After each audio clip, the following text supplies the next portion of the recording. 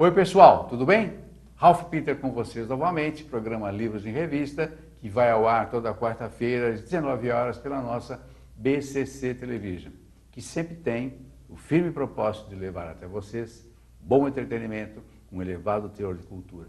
Desta feita, além do entretenimento, temos uma pessoa ligada, muito ligada, focada ao teatro, à poesia e às artes em geral. Estamos falando de Paula Valéria Andrade, uma pessoa fenomenal, colocou o estúdio aqui em Polvorosa, fala pelos cotovelos, felizmente, fala muito, mas fala bem, e tem um cabedal, tem uma trajetória literário-artística que é para poucos.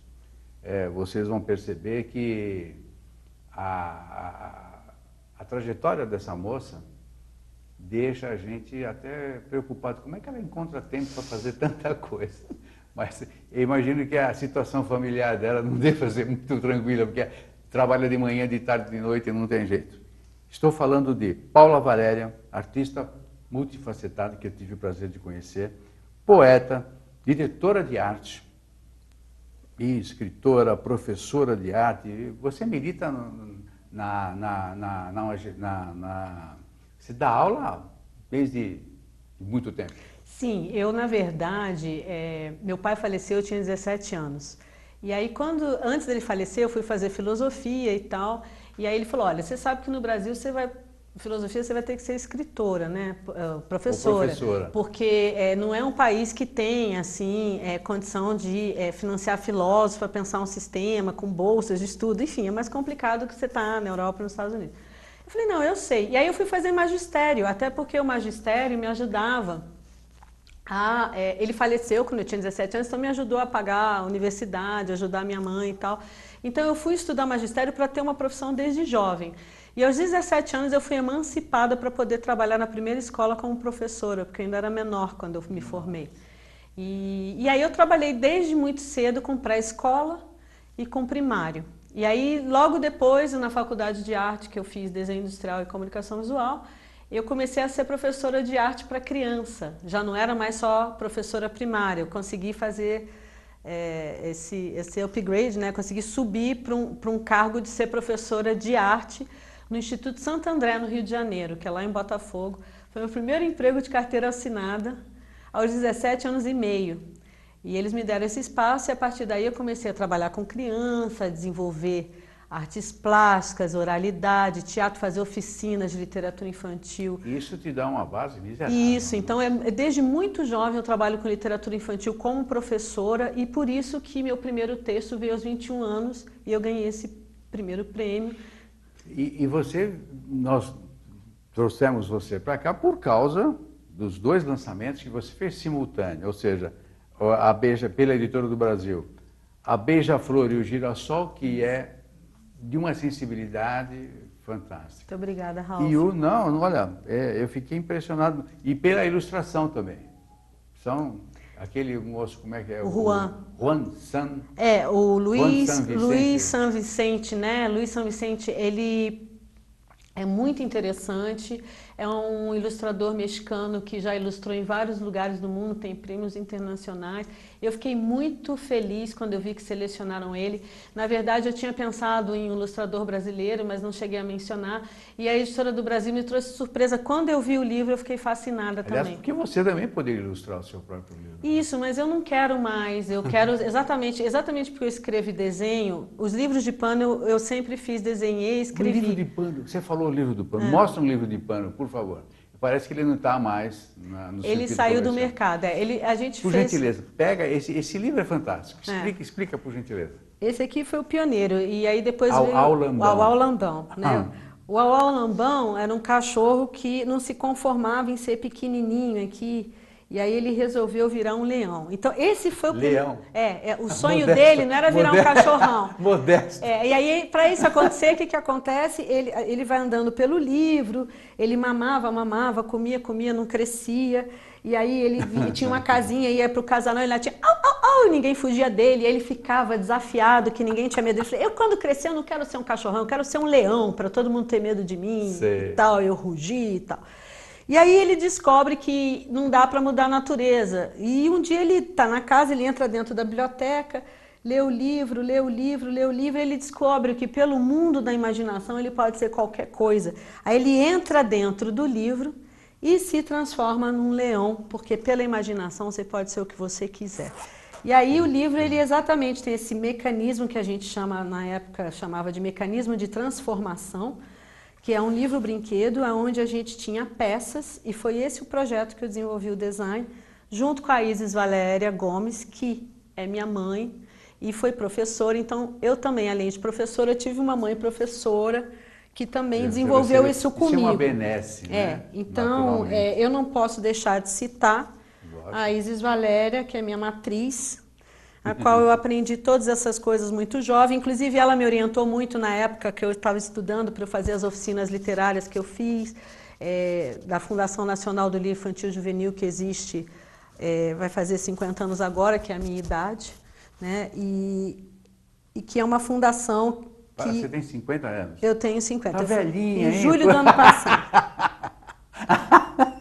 Eu já tenho meio século. Então, ó, aí o Uau Lambão vira um leão.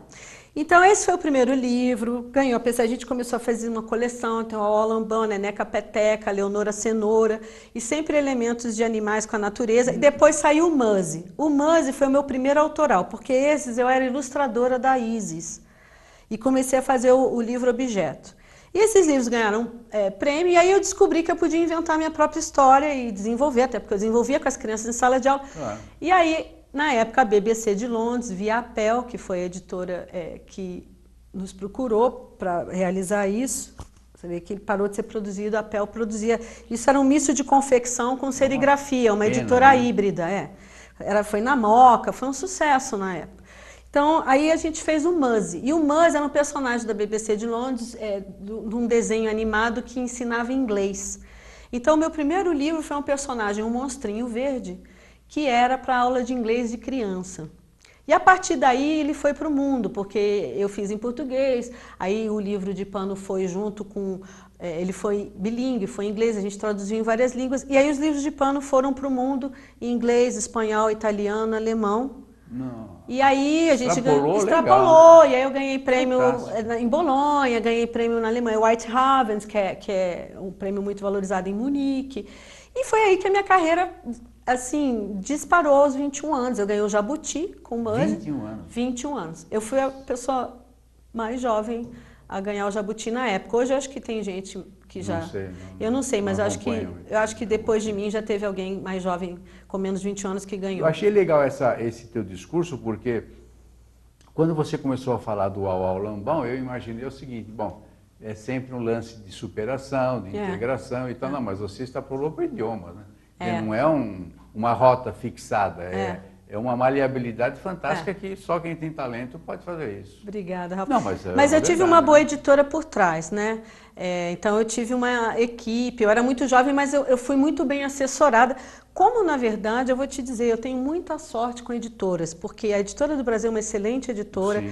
A Escrituras é uma excelente editora, que é do meu primeiro livro de poesia, e agora a Laranja... Não sei se o Gadelha continua, o Gadelha. Continua, tá lá. E a Laranja Original, que tem 1 ano, é do Felipe Murro, e é uma editora que nasceu já com uma vocação maravilhosa. Esse livro que você lançou concomitante, o Amores Líquidos e Cenas...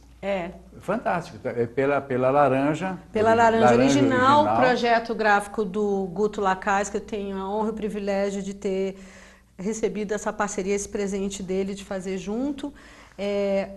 Tem prefácio do Cláudio Viller, que é um doutor em teoria da literatura, e tem grafites do Celso Gitarri, tem 4 capitulares aberturas. Como que você conhece? Como que você consegue arrebanhar, amealhar tanta gente boa ao teu redor? Me explica, qual é o magnetismo? Eu acho que também... Sem modéstia, hein? Não, eu acho... Número 1, eu gosto de gente talentosa e gente boa.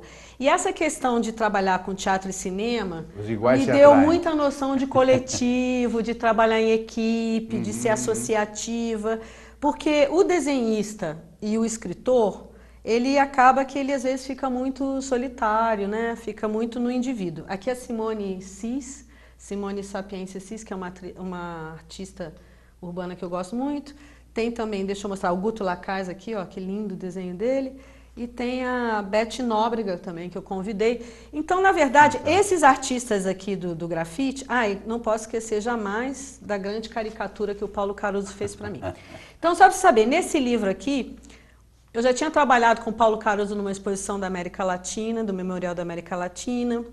Já tinha trabalhado com ele na cenografia dessa exposição, já tinha trabalhado com o Celso Gitarri e a Beth Nóbrega em 2006 num projeto chamado Sprays Poéticos, que a gente fez para a Casa das Rosas com o Ricardo Carneiro, que é um parceiro meu também, de músico e compositor, poeta, projeto que a gente fez junto, de spray, poesia e fotografia.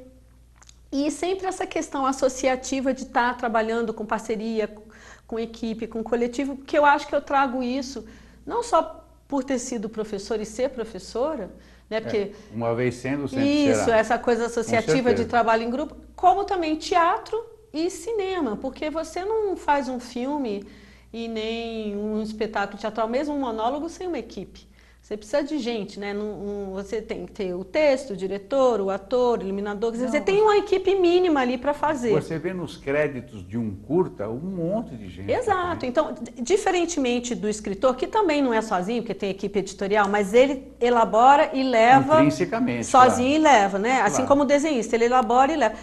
Uma pessoa que está no teatro, no cinema, não é assim. Mesmo quando ela leva algum material, né? É claro que na editora é processado, mas é um outro processo coletivo. Claro. Né? As pessoas, você tem que estar muito mais aberto para as opiniões. Aliás, principalmente porque você tem que imbuir o pessoal a aceitar o que você fez. Exato, e você também não está falando sozinho, né? Sim, e mesmo que, por exemplo, eu escreva a dramaturgia de um texto e faça a direção de arte, eu tenho um diretor, eu tenho um ator, então eu tenho que estar ligada em como o outro vai comunicar isso, vai receber isso e qual é a contribuição que ele vai trazer, porque ele também é um artista. Essa conjugação também, você tem que respeitar que o outro também está somando e acrescentando a você coisas que às vezes você não pensou. Então é muito bom isso, né?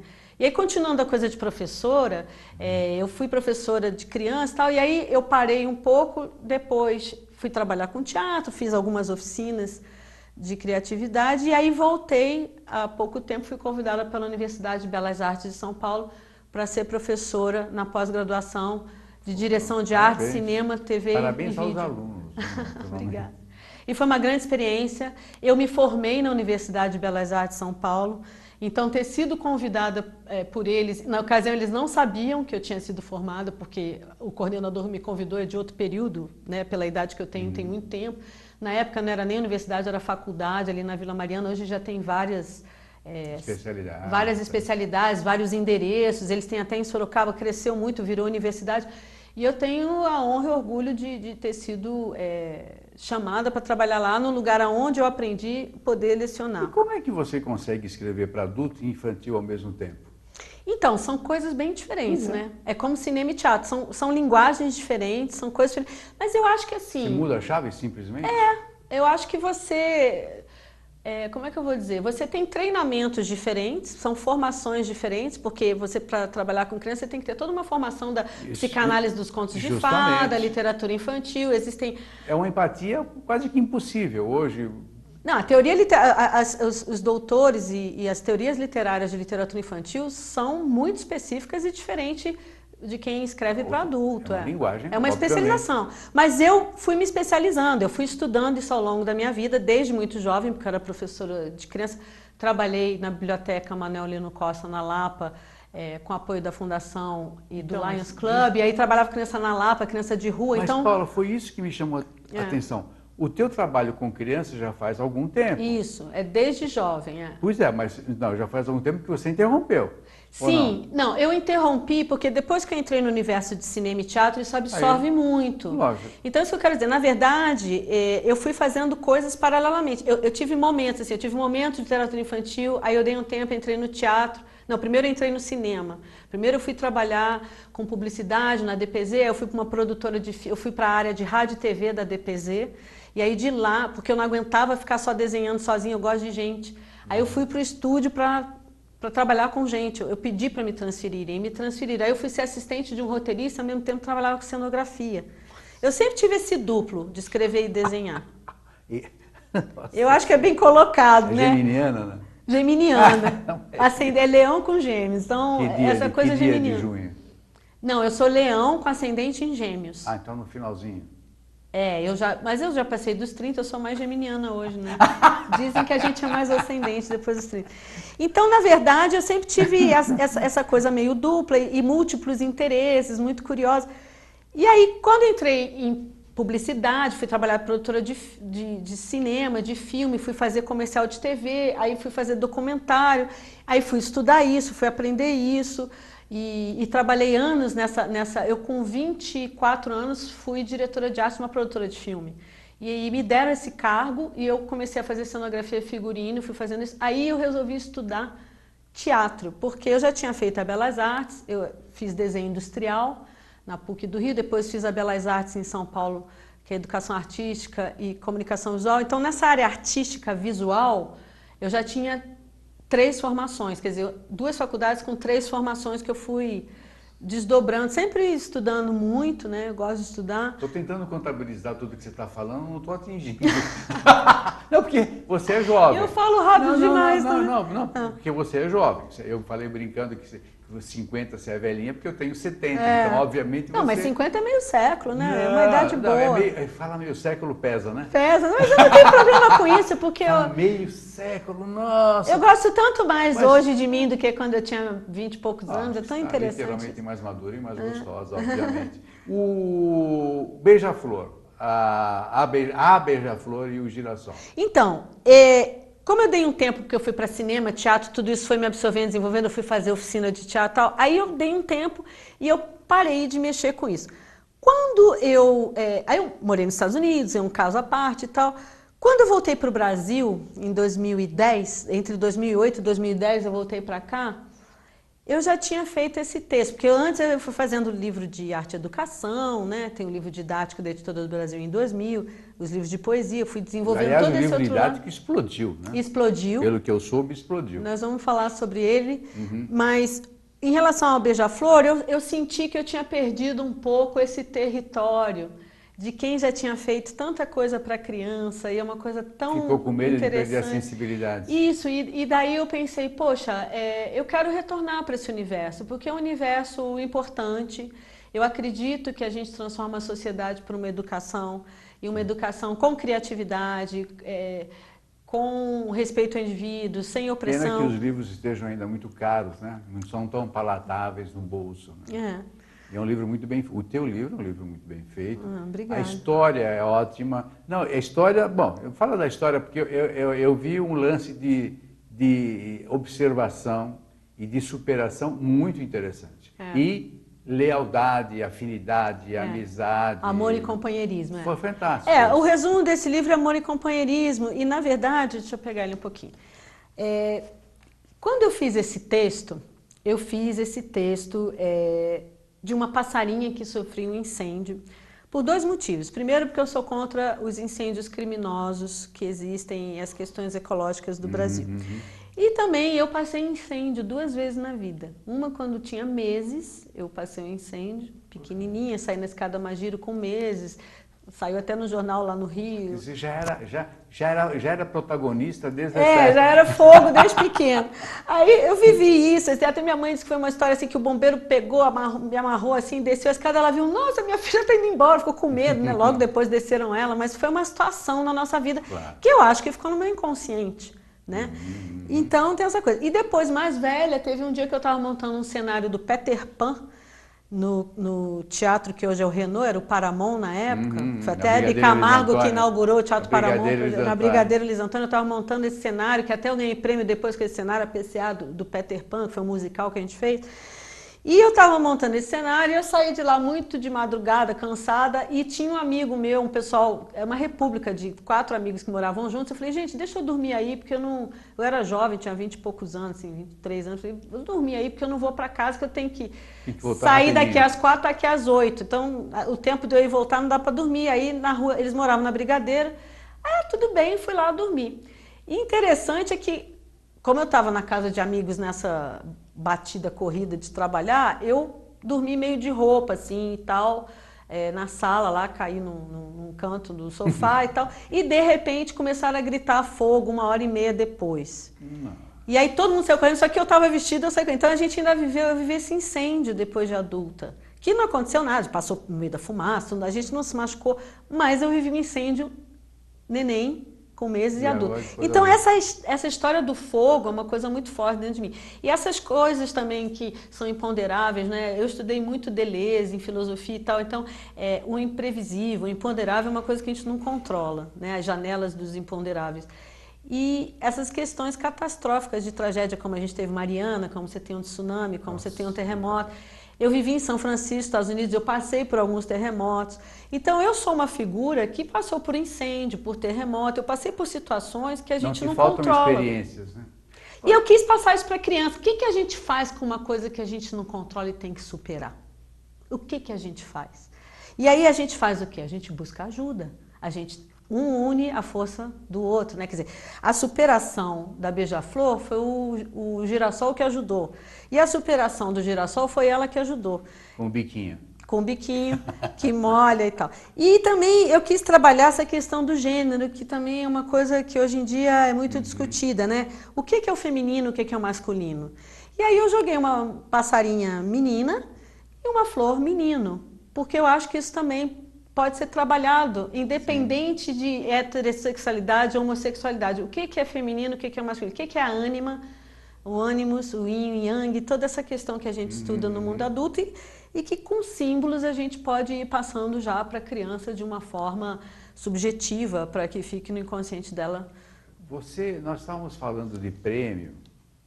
Você ganhou um prêmio, que até eu classifiquei Não, fantástico, né? O Luiz foi muito feliz, né? Foi... Outra que eu gosto muito, que eu acho linda, é essa aqui, quer ver? Eu acho essa daqui uma coisa. Tem essa também do esguicho, quando ela salva com bico, né? Quer dizer, cada um usa o recurso que tem. Porque também é isso, quando você não tem nada, você usa o que você tem. Você não vai sonhar com uma coisa inatingível que você não alcança, você vai lidar com aquela sua realidade ali e na realidade achar uma solução. Eu não posso querer ser um piloto da NASA, né? A galinha não tem asas para voar, né? É isso. E o passarinho mergulha, mas não consegue ficar embaixo do oceano igual o peixe. Então a gente tem limitações, né? Sim. Limitações até de raça de gênero. Essa borboleta tá linda, né? Linda. A borboleta leleta e a abelhuda, que é a abelhaúda. Essa abelhuda. Abelhaúda. Com essa questão de poesia, eu sempre trabalho essa questão fonética dos nomes. Isso desde que eu sou professora de abelhuda. Abelhuda, abelhaúda. Eu tenho amigos que não me suportam por causa disso. E aí eu gosto muito desse, quer ver? Eu mostrar que para mim foi... Esse do beijo é lindo, né?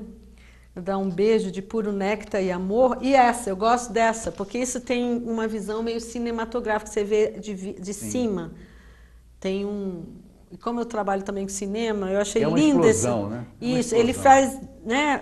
Porque ela está o tempo todo rasteira. Aí quando ela volta a voar, que a asa está quebrada, ela recupera a asa, ela volta a voar e tem um outro foco, ela passa a ver a vida de cima. Daí, levando em conta que quem consegue consertar a asa é o girassol. E isso é que é bonito, porque a fraqueza de um, o outro pode ter solução. Às vezes o que pra gente é uma coisa, é uma montanha gigante para escalar, o outro consegue te ajudar e vice-versa. Eu fico imaginando o pai lendo para um filho, uma criança, é fantástico. Agora, nós falamos, eu digo que você é laureado nacional e internacionalmente, mas tem especialmente que eu até classifiquei, uma foto que eu vou pedir para a Luciana colocar no vídeo. Bem-vinda, Paula Valéria Andrade. É uma honra tê-la conosco no 29º Salão Internacional do Livro de Turim, recebendo o seu certificado de Amor e Amore, nosso 5º concurso literário internacional, com o texto A Beija-Flor, Dodô e o Girassol. É uma honra tê-lo conosco, vinda diretamente do Brasil com sua mãe. Conhecer acima.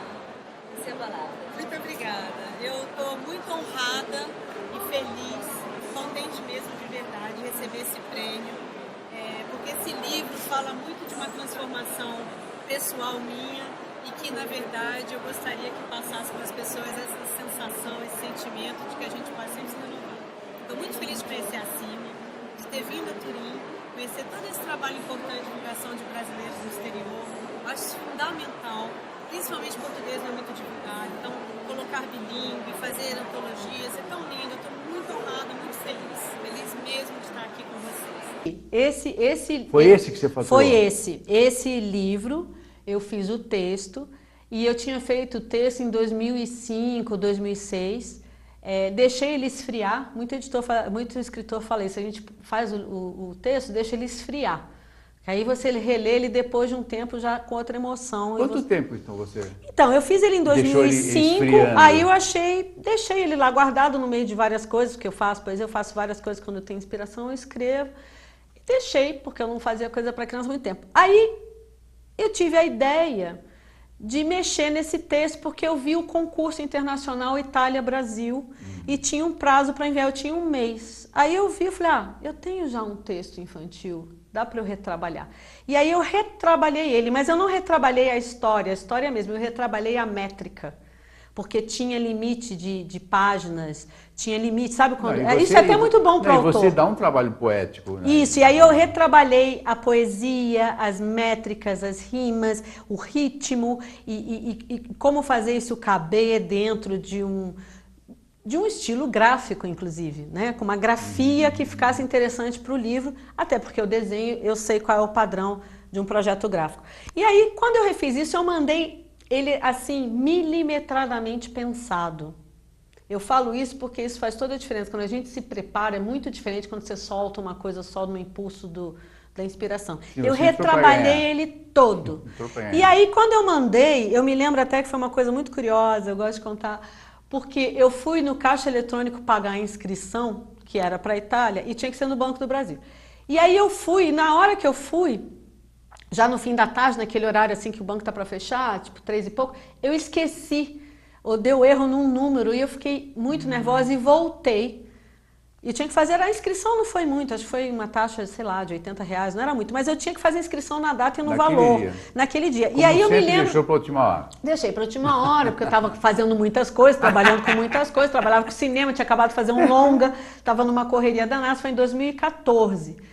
2014, 2015. E aí eu me lembro que esse dia não saiu da minha mente porque eu fui lá, eu errei porque eu tinha anotado errado e deu erro no número. Eu falei, não é possível que eu anotei isso errado. Aí eu voltei em casa a pé, lá em Pinheiros, na época eu morava em Pinheiros ali na João Moura, voltei, procurei o papel, achei, e aí quando eu voltei na agência, estava fechada essa agência.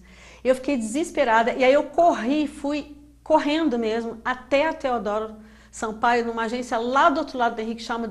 Eu andei assim 6 quarteirões a mais, correndo desesperado, porque aquela agência demorava mais para fechar, alguém me ensinou.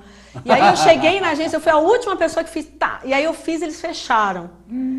E aí naquela hora que eu saí, eu falei, nossa, tomara que vale o sacrifício, que não é possível ter que fazer isso para me inscrever. Isso então, foi para valorizar, foi para valorizar. E aí quando eu ganhei o primeiro lugar, eu falei, nossa, valeu, eu tenho me esforçado até o último minuto. Imagina se eu falasse, deixa, eu não vou participar.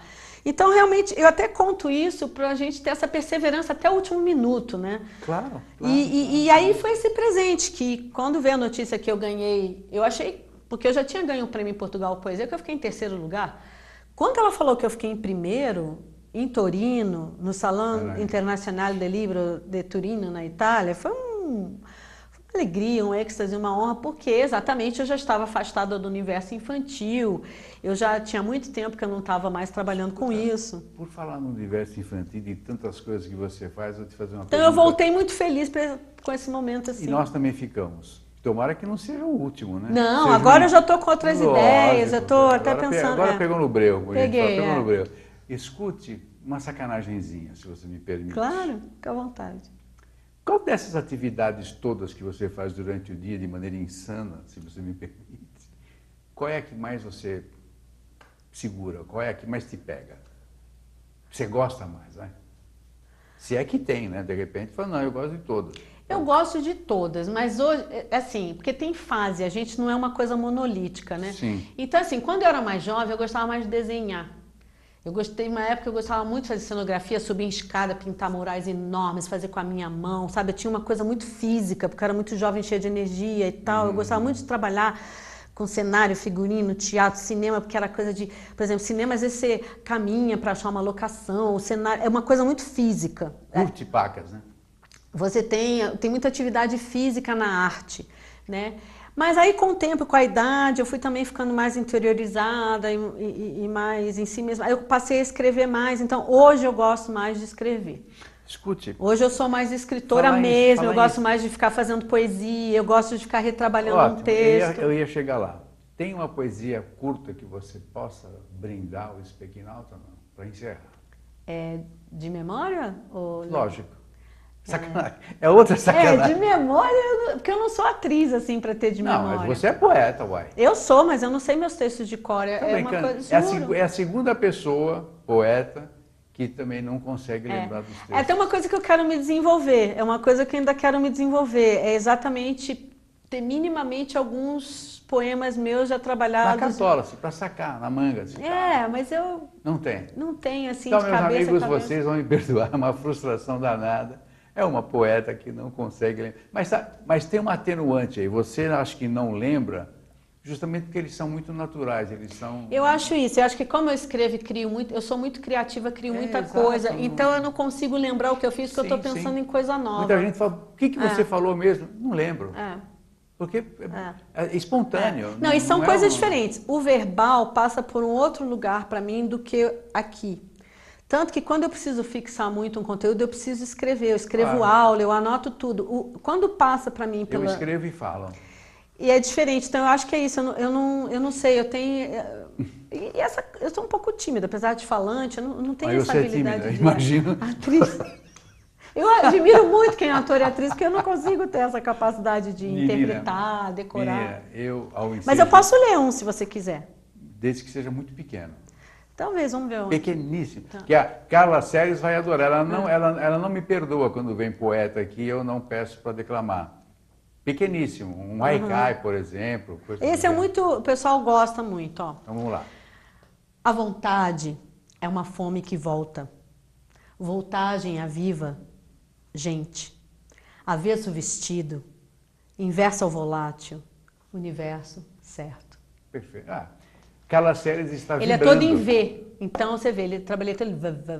Eu trabalho muito fonema, fonética, som, a sonoridade é importantíssima para mim. Até o Cláudio Willer, o prefácio dele, ele diz: Paula Valéria compara uma bela paisagem de uma cena de cinema, mas isso vale para o livro todo por ser tão visual e musical. Seu ritmo e... Menina, ao ensejo de agradecer você pela visita, eu quero agradecer a equipe técnica toda, que é muito valorosa realmente. Maria Estela Guedes, que através do seu site www.com nos insere no universo lusófono. Muito obrigada. Você com uma protagonista internacional. Eu ganhei um concurso agora, vou sair numa antologia que eu acabei de passar em 2 concursos. Uma em Portugal e uma aqui no Brasil. A de Portugal, lusófona, é uma antologia de todos os países de língua portuguesa. Eles selecionaram poetas de Moçambique, de Macau, de Cabo Verde. E você nos representa. Eu estou lá representando, fantástico. Vai ser lançado no Consulado de Portugal em Paris. Sinto-me muito bem representado. Dia 14 de junho, eu estou nessa antologia. Então, eu estou falando porque vai para Portugal, eu estou nesse Eu vou projeto. estar ocupado, não vou poder. Também não vou poder. E tem outra que eu passei também, que foi o concurso da UBE, que é a União Brasileira de Escritores. Meu primeiro conto entrou nessa antologia, eu estou muito contente. Vai ser lançado agora também. Essa mulher. Além disso, eu tenho que falar do Salão do Livro. Pode ser? Rapidinho. Rapidinho. Dia 29 de junho, a Beija-Flor e o Girassol vai estar no Salão do Livro para Crianças, no Rio de Janeiro, da Fundação Nacional do Livro Infantil. Então, 29 de junho, uma sexta-feira, eu vou estar lá conversando com as escolas, com as crianças. Tem o lance do sarau também, né? Então, eu também sou curadora de um sarau que é importante, que é o Feminino Infinito, que é uma vez por mês no Teatro Garagem, aqui na Lapa. E a gente já está na 8ª edição, ele dá muito certo. E a ideia exatamente é infinito, porque são sempre 8 artistas mulheres. A gente combina teatro, literatura e artes plásticas. Então, você tem sempre uma exposição visual de uma mulher artista, fotógrafo ou artista plástico, o Clube desenhista. Da Luluzinha. Isso. Não, mas é exatamente para valorizar, claro, porque você sabe que a cada 10 livros publicados, 9 são de homem e 1 de mulher, né? E a poesia feminina, por muito tempo, ficou de lado. Uma grande autora como a Hilda Hilst, por exemplo, ficou muito tempo deixada... Mas agora nós vamos reparar esse mal. Agora está uma grande retomada disso. Está perfeito. Tá? E aí também eu quero falar que em julho eu vou estar na Flip, entre 25 de julho e 29 de julho, na Flip, com esse livro. A Laranja Original vai estar lá com um barco. Mas você vai estar na estande da... Eu vou estar tanto na Laranja Original como no Sarau das Mulheres, que é uma Perfeito. casa que vai ter com 40 poetas convidadas. E agora, dia 26 de maio, na Casa das Rosas, tem também o Sarau das Mulheres Poetas, organizado pelo Rubem Jardim, que vai ter o lançamento de uma plaquete, que é um livro exclusivo. O Pequeno Rubem Jardim. O Pequeno Rubem Jardim, que vai ter, são 16 poetas selecionados de 450 que estão numa enciclopédia que ele está produzindo. Ou seja, uma opção de coisa, é um ano bem criativo. Não, eu ouço você, eu me canso. Eu sei. Menina, muito obrigado Obrigada, mais uma vez. Muitas Ralf, felicidades. muito obrigada. E agradeço também à jornalista Renata Rosa por nos ter pautado. A Renata Rosa é da assessoria Joribes, www.joribes.com.br. Telefone em São Paulo, 11 3721 3232. Você ia falar? Eu agradecer a Renata. Obrigada, Renata. Tá, Obrigada, Editora do Brasil. Obrigada, Editora Laranja Original. Você sempre será bem-vinda. As portas estão sempre abertas. Janelas também, tá? Sempre Ótimo. abertas. Para quem gosta de voar, a janela é maravilhosa. Perfeito. Voe conosco. Isso. Parece o jargão de empresa de aviação. Propaganda de empresa aérea. Felicidades. Tá? Obrigada, Pessoal, eu sei que vocês se encantaram com essa moça que não para de falar, felizmente. Tchau, tchau, até a próxima. Tchau. Tchau.